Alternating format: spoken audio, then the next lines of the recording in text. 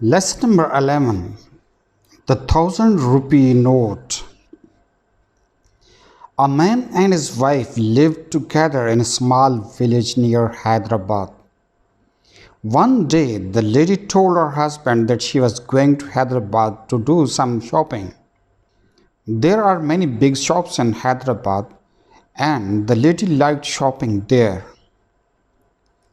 Early the next morning, the man woke his wife with a hot cup of tea. "Wake up, dear," he said softly. "I have made you a cup of tea. It's near your pillow. I am also leaving a 1,000 rupee note next to the cup. Don't go back to sleep or you will miss the bus." He shook her gently and then went off to work in the fields. As the lady lay on her bed and thought about what she was going to buy that day, she dozed off. She woke up with a start. "Oh dear," she said, looking at the clock. "I shall have to hurry or I will miss the bus." The lady washed and dressed hastily. She grabbed her bag and walked as fast as her legs would take her.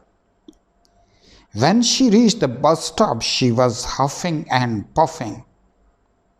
Soon the bus arrived and the lady fought to get on. What a crowd there was on the bus.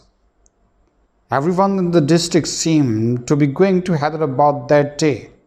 It was market day and many of the villagers were going to sell their wares in the city. There were men with baskets and sacks, women with babies and bags, and children and old people with chickens and ducks. The roof of the bus was piled high with boxes and bags, baskets and sacks, trunks and containers of all shapes and sizes.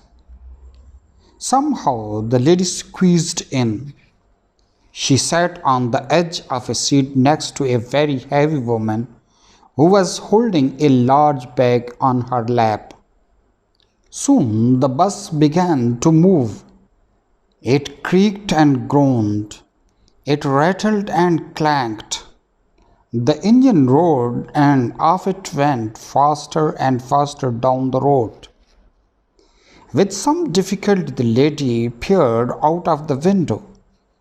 She could see the fields and trees, and the shops and the houses beside the road. She was bounced up and down, and when the bus went round a corner, she had to hold on tight. It was not too comfortable as she had a nice plump cushion on her one side. It was hot and stuffy in the bus, and the lady yawned and then fell fast asleep. After a few minutes, a loud bang woke her. A large box has fallen off the roof of the bus. The bus screeched to a halt and 2 or 3 men got out and ran off down the road to fetch it.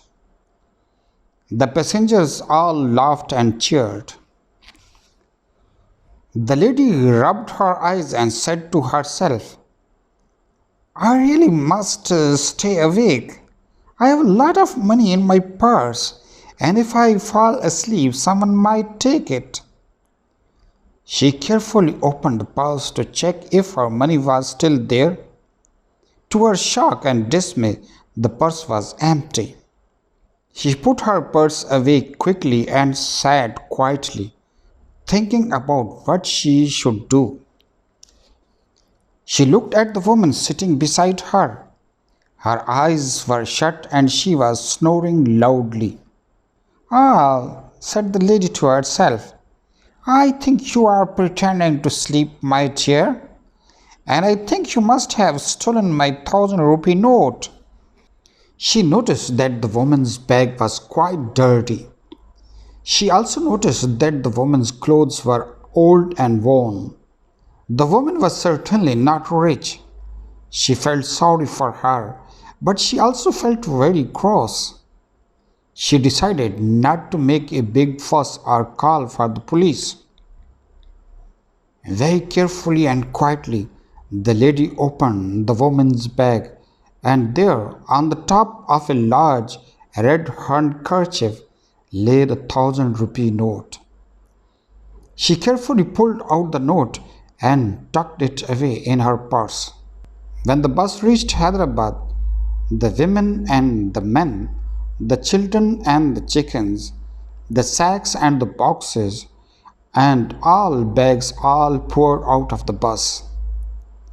With some difficulty, the lady got out too. She had a wonderful time in the city. She walked up and down the market and stopped to look at the people and the traffic. She gazed at all the wonderful things in the shops and even talked to some of the shopkeepers. She bought lots of things. The day went by very quickly. Soon it was time to catch the bus home. A young boy helped the lady with her bags and parcels. Luckily, she was early and found a good seat on the bus. She looked around at the people on the bus. She saw faces she knew and many she did not know. One she remembered was that of the woman who was now sitting at the back of the bus looking very upset indeed. In no time at all, the bus arrived at the village. The lady's husband was there to greet her. He helped her to unload her bags. Then he scratched his head and looked very puzzled. He stared at all bags and parcel. "I see you have bought a lot of things today," said the husband. "But where did you get the money?" "What a silly question," replied the lady. "Why, you gave me your 1,000 rupee note this morning." "I did," said the man. "But when I got home from the fields, the note was still lying beside your bed where I left it." The lady said nothing. She turned and looked at the bus. It was going off at a great speed, leaving behind it a huge cloud of dust and smoke. She now knew why the woman on the bus had looked so upset.